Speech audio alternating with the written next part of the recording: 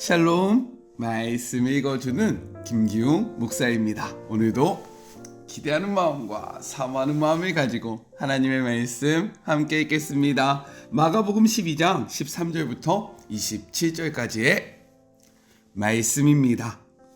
그들은 예수를 그들의 올무에 걸리게 하려고 바리새인과 헤롯의 당원 몇을 그분께 보냈다. 뭔가 책 잡힐 만한 발언을 하게 해서 그분을 잡을 심산이었다. 그들이 다가와서 말했다. 선생님, 우리가 알기로 당신은 진실하고 여론에게 있지 않으며 배우는 사람의 비위를 맞추지 않고 하나님의 도를 정확히 가리키십니다. 그러니 우리한테 말해 주십시오. 황제에게 세금을 내는 것이 법에 맞습니까? 맞지 않습니까? 예수께서 그 질문이 계략임을 아시고 말씀하셨다. 왜 나를 속이려고 드느냐? 동전을 가져다가 내게 보여라. 그들이 예수께 동전을 건넸다. 여기 새겨진 얼굴이 누구 얼굴이냐? 그리고 이 위에 있는 것이 누구 이름이냐? 그들이 말했다. 황제입니다. 예수께서 말씀하셨다. 황제의 것은 황제에게 주고 하나님의 것은 하나님께 드려라. 그들은 말문이 막혀 입이 떡 벌어졌다. 부활의 가능성을 일절 부인하는 사두개파 사람 몇이 예수께 다가와서 물었다. 선생님, 모세는 기록하기를 남자가 자식 없이 아내를 두고 죽으면 그 동생이 형수와 결혼해서 자식을 낳아줄 의무가 있다고 했습니다. 한 번은 7 형제가 있었습니다. 마지가 결혼했는데 자식 없이 죽었습니다. 둘째가 형수와 결혼했으나 역시 자식 없이 죽었습니다. 셋째도 그러했습니다. 7 형제가 다 차례대로 그렇게 했으나 자식이 없었습니다. 마지막에는 여자도 죽었습니다. 7 형제가 모두 그 여자의 남편이었습니다. 그들이 부활 때에 다시 살아나면 그 여자는 누구의 아내가 됩니까? 예수께서 말씀하셨다. 너희는 크게 잘못 생각하고 있다. 첫째로, 너희는 성경을 모른다. 둘째로, 너희는 하나님께서 일하시는 방식을 모른다. 죽은 사람이 살아난 뒤에는 결혼할 일이 없다. 그때 사람들은 천사들처럼 되어서 하나님과 최고의 기쁨과 친밀감을 나눌 것이다. 그리고 죽은 사람이 다시 살아난지에 대해서인데 너희는 성경도 읽지 않느냐? 하나님께서는 떨기나무에서 모세에게 나는 아브라함의 하나님, 이삭의 하나님, 야곱의 하나님이다 라고 말씀하셨다. 이었다 라고 말씀하지 않으셨다. 살아계신 하나님은 죽은 자의 하나님이 아니라 산 자의 하나님이시다. 너희가 몰라도 한참 모르고 있다. 이것은 하나님의 말씀입니다. 오늘은 사순절 28번째 되는 날입니다. 말씀과 동행하는 하루하루가 되었으면 좋겠습니다. 오늘 말씀은 내용상 두 부분으로 나눠서 생각해 볼 수 있어요. 먼저 첫 번째 13절부터 17절 너는 누구의 것이냐? 입니다. 종교 지도자들은요, 예수님에게 큰 위협을 계속해서 느낍니다. 그래서 어떻게 해서든지 예수님을 제거해야 한다고 생각했어요. 그래야 자신들의 이권을 유지할 수 있었기 때문인 거죠. 그러나 예수님을 추종하는 사람들이 매우 두려웠습니다. 그러므로 그들은요, 여론을 조작해서 예수님을 지지하는 사람들이 스스로 돌아서게 할 방법을 모색합니다. 그리고 그 방법을 찾아서 새로운 이슈를 가지고 예수님 앞에 나아옵니다. 13절의 말씀이에요. 그들이 예수의 말씀을 책잡으러 하여 바리새인과 헤롯 땅 중에서 사람을 보내매 라고 기록되어 있어요.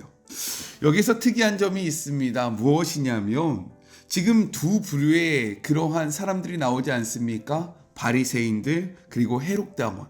사실 그 당시 문화 속에서 이들은요 서로 함께하지 않았습니다. 왜냐하면 바리새인들과 달리 헤롯 당원들은요 로마를 추종하는 그러한 세력이었기 때문인 거예요. 하지만 이들은 바리새인들의 논쟁하는 지혜가 필요했고요. 그리고 헤롯 당원들의 풍부한 정치 경험을 바탕으로 예수님을 올무에 빠뜨리기 위해서 평소에는 적과 같이 지냈으나 공통의 적 예수님 앞에 하나가 되어 나온 것입니다.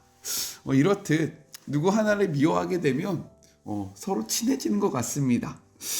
그들이 다가와서 물어봐요. 14절의 말씀입니다. 와서 이르되 선생님이요 우리가 아노니 당신은 참되시고 아무도 꺼리끼는 일이 없으시나니 이는 사람을 외모로 보지 않고 오직 진리로서 하나님의 도를 가리키심이이다.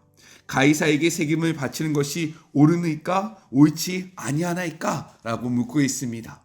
그 앞에요 예수님을 엄청나게 높입니다. 예수님을 선생이라고 이야기하고요 그의 가르침은 참되다라고 이야기합니다. 사람들의 눈치를 보지 않는다고 이야기해요. 그러니까 소신껏 이 문제에 대해서도 바른 말을 한번 해봐라 라고 이야기를 하고 있는 겁니다. 당시 유대인들에게 온갖 세금으로 인해서 그들의 삶이 매우 어려웠기 때문에 문헌을 보면요 그 유대인들은 소득의 50% 정도를 세금으로 뗐다라고 이야기합니다. 그러니까 세금에 대해서 얼마나 민감했겠습니까? 더군다나 그들에게 매우 민감한 문제가 있었는데 바로 인두세입니다. 즉 머리수당 내는 세금인데 이것을 한 데나리온으로 냈다라는 거예요. 이 데나리온으로 내는 것이 문제였습니다. 왜 그런지는 조금 뒤에 설명을 해볼게요. 그렇기 때문에 만일 세금을 내는 것이 옳다라고 말을 하게 되면요 강제로 세금을 내고 있는 유대인들의 민심을 잃게 되는 거예요. 또한 이것을 내는 것이 옳지 않다라고 말씀하시면요 헤롯 당원들이 어떻게 하겠습니까? 로마에 대한 반역으로 고발을 하면 되기 때문에 이들은 아주 나이스한 질문을 가지고 지금 예수님 앞에 나온 겁니다. 그리고 예수님의 입에 주목을 하고 있는 거예요. 예수님은요 그들의 바람대로 세금을 내야 한다, 내지 말아야 한다 라고 말씀하지 않으십니다. 무엇이라고 이야기합니까? 전혀 생각지 못했던 데나리온 한 개를 가지고 오라 라고 이야기를 해요. 제가 데나리온 동전 이미지를 준비해 봤습니다. 네, 한번 보시면서 이야기할까요? 당시 데나리온 동전 앞면에는요 황제 티베리우스의 얼굴과 신 아우구스투스의 아들 티베리우스 가이사라는 라틴어가 새겨져 있었습니다. 그리고 뒷면에는요 로마 사람들이 평화의 여신으로 숭배했던 팍스가 보좌에 앉아있는 모습이 새겨져 있었고 라틴어로는 대제사장이라고 기록되어 있었다라는 거예요. 자, 이제 내려주시기 바랍니다. 저를 좀 봐주세요. 그렇기 때문에 보수적인 유대인들은요 이 동전에 새겨진 형상을 무엇이라고 이야기했냐면 우상이라고 이야기했습니다. 그렇기 때문에 이 인두세의 문제는 유대인들에게서는 또 우상 숭배와 관련된 종교적인 문제였다라는 거예요. 예수님은요 동전을 보여준 자들에게 이렇게 묻습니다. 16절 전반부입니다. 가져왔거늘 예수께서 이르시되 이 형상과 이 글이 누구의 것이냐 라고 물어요. 여기서는요 가이사의 형상이 기록되어 있었잖아요. 그렇기 때문에 그들은요 이것은 가이사의 것입니다 라고 말을 합니다. 그러자 예수님이 이렇게 이야기하시는 거죠. 17절 이에 예수께서 이르시되 가이사의 것은 가이사에게 하나님의 것은 하나님에게 바치라 하시니 그들이 예수에 대하여 매우 놀랍게 여기더라 라고 이야기합니다. 가이사의 것은요 가이사의 형상이 새겨진 것이므로 마땅히 그에게 바쳐야 한다라는 거예요. 그런데 이 말은 또 무엇을 의미하는 겁니까? 하나님의 것은요 하나님의 형상이 새겨진 것으로 마땅히 하나님께 바쳐야 한다라는 그러한 메시지가 담겨져 있다는 거예요. 그렇다면 하나님의 형상이 새겨진 것은 무엇일까요? 성경은 우리에게 이렇게 이야기합니다. 창세기 2장 26절의 말씀이에요. 하나님이 이르시되 우리의 형상을 따라 우리의 모양대로 우리가 사람을 만들고 그들로 바다의 물고기와 하늘의 새와 가축과 온 땅과 땅에 기는 모든 것을 다스리게 하자라고 말씀하십니다. 이어서요 27절은 이렇게 기록해요. 하나님이 자기 형상 곧 하나님의 형상대로 사람을 창조하시되 남자와 여자를 창조하셨다라고 기록하고 있습니다. 이렇듯 하나님의 형상이 새겨진 것은요 다름 아닌 우리라고 이야기하고 있는 겁니다. 그렇기 때문에 우리가 하나님 앞에 드려지는 것이 맞다. 너희들 이 동전을 어디에 줄 것인지 고민하지 말고 하나님의 형상이 새겨진 너희들의 삶을 하나님 앞에 어떻게 헌신하며 살아갈 것인지 너희는 이것을 고민해야 한다 라는 그 질문 앞에 이들은 당황하며 물러날 수밖에 없었다라는 겁니다. 성경은요, 우리가 하나님의 형상으로 만들어졌다라고 이야기합니다. 그렇다면 우리는 어떻게 살아가야 할까요? 오늘의 말씀 앞에 우리가 어떻게 살아가야 할지를 고민하는 그러한 하루가 되었으면 좋겠습니다. 둘째, 18절부터 27절 산자의 하나님에 대해서 이야기를 하고 있어요. 바리새인들과 헤롯 당원이 물러가자 이번에는요, 사두개인들이 예수님께 찾아옵니다. 그들은 평소 부활 신앙에 있어서 바리새인들과 자주 충돌했습니다. 왜냐하면 사두개인들은요, 기본적으로 부활과 천사를 부정했기 때문인 겁니다. 그들은 신명기 25장 5절의 말씀, 모세가 명한 규정을 꺼내서요, 이야기를 합니다. 신명기 25장 5절의 말씀을 볼까요? 형제들이 함께 사는데 그 중에 하나가 죽고 아들이 없거든 그 죽은 자의 아내는 나가서 타인에게 시집가지 말 것이요 그의 남편의 형제가 그에게로 들어가서 그를 맞이하여 아내로 삼아 그의 남편의 형제된 의무를 그에게 다할 것이요 라고 기록되어 있습니다. 모세는요, 만일 첫째가 결혼했는데 자식 없이 죽었을 때에 둘째가 형수를 아내로 취해서 죽은 형을 대신해서 상속자를 세우도록 명령했다라는 거예요. 우리가 이를 무엇이라고 이야기하냐면 계대결혼이라고도 이야기하고요, 형수치사법이라고도 이야기합니다. 또한 수혼법이라도 이야기해요. 이 세 가지는 무엇을 의미하냐면 가족의 대가 끊어지지 않게 하는 그러한 방침이었다라는 겁니다. 사두개인들은요, 여기에 이 말씀에 상황을 좀 더 가정에서 확대해서 질문을 합니다. 7형제가 있었다라는 거예요. 첫째가 결혼했는데 자식이 없이 죽었습니다. 그래서 그 아내가 둘째에게 시집을 갔다라는 거예요. 근데 이 둘째도 자식이 없이 죽었는데 이 7 모두 그렇게 되었다라는 겁니다. 그러니까 이 여자는요, 7명과 모두 결혼을 하게 되는 거죠.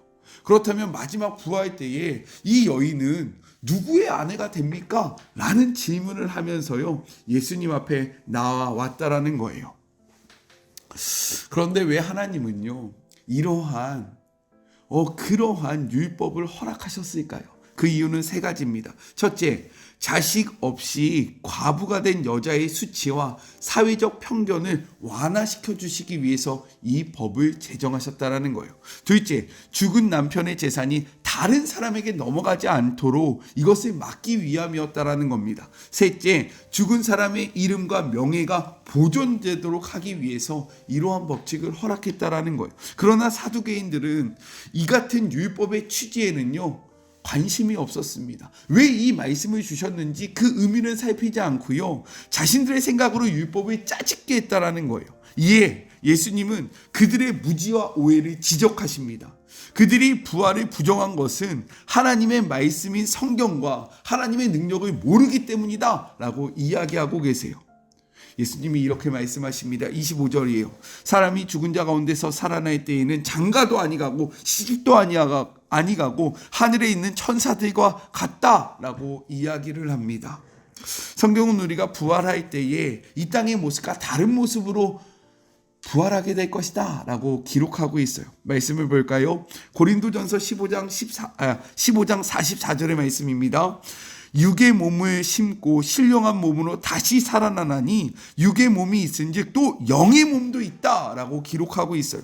빌립보서 3장 21절의 말씀입니다. 그는 만물을 자기에게 복종하게 하실 수 있는 자의 역사로 우리의 낮은 몸을 자기 영광의 몸의 형체와 같이 변하게 할 것이다 라고 기록하고 있습니다. 즉 지금 우리가 갖고 있는 몸과 부활할 때 우리가 소유할 몸은 다르다라고 이야기하고 있는 거예요. 또한 천국에서는요, 함께 사는 사람들의 관계가 얼마나 좋고 행복한지 더 이상 결혼이 필요 없다라고 이야기를 합니다.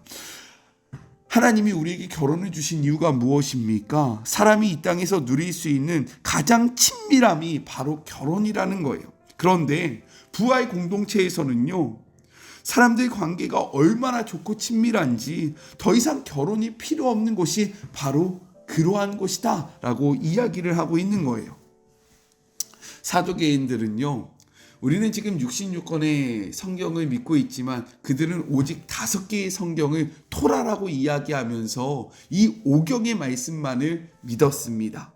그래서 예수님은요, 그들이 이해할 수 있도록 출애굽기 3장의 말씀을 들어서 부활이 무엇인지, 하나님이 어떠한 하나님인지를 설명하기 시작합니다. 출애굽기 3장 6절의 말씀을 볼까요? 또 이르시되 나는 내 조상의 하나님이니 아브라함의 하나님, 이삭의 하나님, 야곱의 하나님이라. 모세가 하나님 배웠기를 두려워하여 얼굴을 가리매 라고 말씀하고 있습니다. 예수님께서 이 말씀을 해석해 주세요.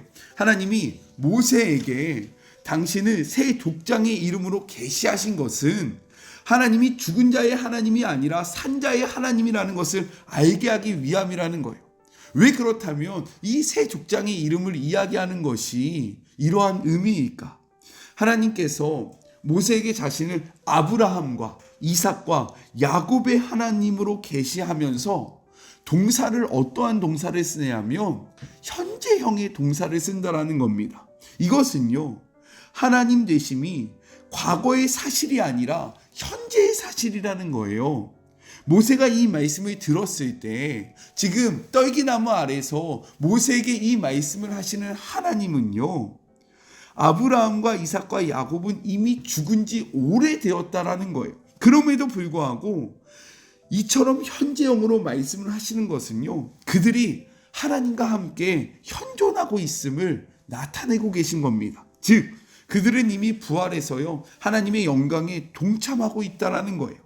아브라함의 육체적 죽음으로 그 모든 것이 끝났다면 그의 죽음과 더불어 아브라함의 하나님도 끝난 것입니다. 그런데 모세 당시에도 그리고 지금에도 언제나 현재 아브라함의 하나님으로 불리고 있다는 것은요, 아브라함이 그분과 함께 살아있음을 나타내고 있다는 겁니다. 그러므로 하나님은 죽은 자의 하나님이 아니라 산 자의 하나님이 되신다. 즉 우리는 부활할 것이다 라는 것을 말씀하고 있는 것입니다. 우리는 이를 통해서 두 가지를 기억해야 돼요. 무엇입니까? 첫 번째, 부활은 이 땅에 사는 우리가 도저히 상상할 수 없이 놀랍고 좋은 것이라는 거예요. 그렇기에 오늘도 우리는요, 그 부활 소망을 가지고 이 땅의 삶을 살아가는 겁니다. 그렇기에 오늘 우리가 당하는 고난과 환난은요, 우리에게 큰 의미가 없는 거예요. 왜요? 우리에게는 부활의 삶이 있기 때문인 겁니다. 이를 믿으며 그날을 소망하는 우리 모두가 되었으면 좋겠어요. 둘째, 편협한 성경 해석에서 벗어나야 한다라는 거예요. 그들은 제한된 말씀 속에서 자신들의 생각으로 말씀을 이해하려고 했습니다. 자신들의 생각의 말씀을 짜집게 했다라는 거예요. 그런데 중요한 것은 무엇입니까? 우리의 생각의 말씀을 짜집게 하는 것이 아니라 말씀 앞에 우리의 생각을 복종시켜야 한다라는 거예요. 우리 이것을 기억하며 하나님의 말씀을 바르게 소유하는 주의 모든 자녀들이 되었으면 좋겠습니다. 우리 같이 기도할까요?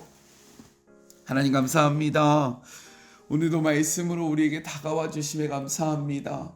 하나님, 오늘의 말씀이 우리의 마음밭에 심겨지기를 원합니다. 우리가 함께 나눈 말씀이 그냥 울리는 꽹과리가 되지 않기를 소원하오니 주님, 이 말씀 가운데 역사하여 주시고 이 말씀 가운데 함께하여 주시옵소서.